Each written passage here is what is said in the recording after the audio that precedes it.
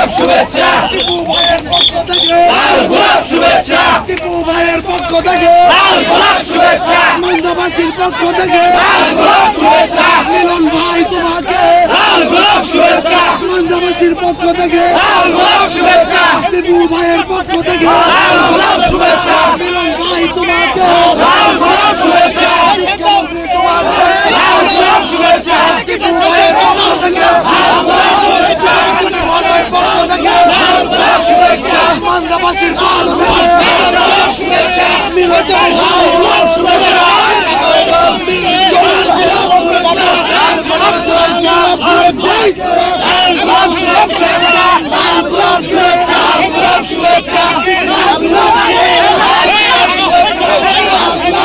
গণতন্ত্রী বাংলাদেশ সরকারের শিক্ষামন্ত্রী আমাদের মাঝে উপস্থিত হয়েছেন।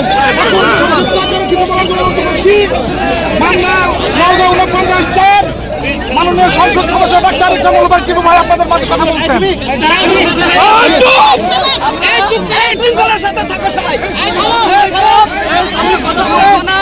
আজকে আমাদের এই উপজেলার মধ্যভাগ দিয়ে মাননীয় শিক্ষামন্ত্রী জনাব ডক্টর আনম এহসানুল হক মিলন আমাদের শ্রদ্ধ বড় ভাই এদিকে বিশ্ববিদ্যালয়ের প্রোগ্রামে যাচ্ছেন। মান্দাবাসীর পক্ষ থেকে আমরা স্বাগত জানাই, শুভেচ্ছা জানাই। একই সঙ্গে আমি এটুকু বলতে চাই, আমার এই উপজেলার একটা বড় উপজেলা 14টা ইউনিয়ন, আমার পার্শ্ববর্তী নওগাঁ 1 3টা উপজেলা নিয়ে গঠিত। প্রত্যেকটা উপজেলার 6টা বা 8টা ইউনিয়ন। এখন উন্নয়নের ক্ষেত্রে 8টা ইউনিয়ন 3টা শিক্ষা প্রতিষ্ঠান পাই, তাহলে আমার 14টা ইউনিয়ন সমৃদ্ধ উপজেলা 3 থেকে 9টা পাওয়ার বাড়াতে হবে। আমরা আপনার কাছে এই সুবিধাটুকু আশা করি। আর একটা বিষয় বলবো, আমাদের সারা বাংলাদেশের কথা এটা, আপনারা যখন এমপিও সম্পর্কে বলেন সরকারের নীতিমালা অনুযায়ী হয়।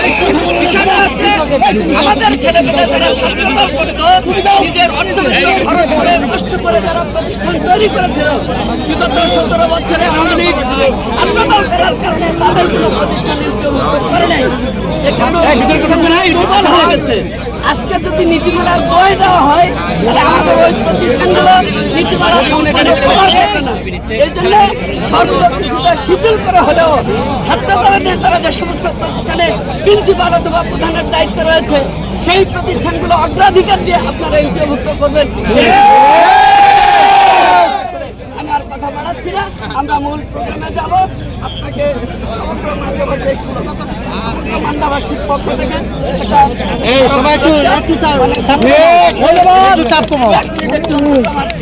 সাধারণ মানুষ